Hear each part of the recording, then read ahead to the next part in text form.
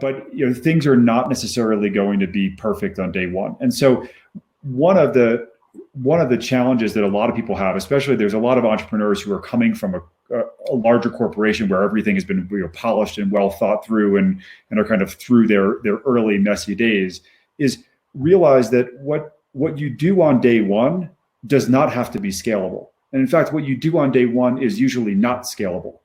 A lot of times, the way that you solve the chicken or egg issue with, how do I find capital before I have a company? A lot of times it's about being opportunistic.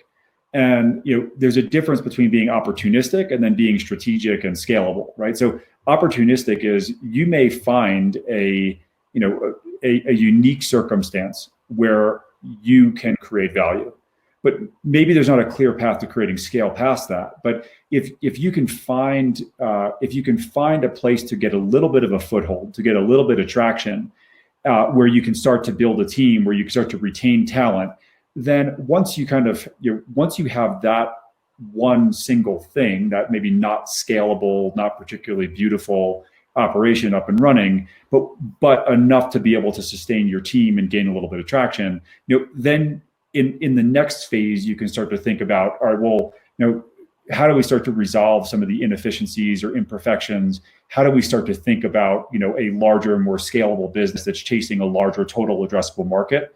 And that's usually when, businesses will kind of pivot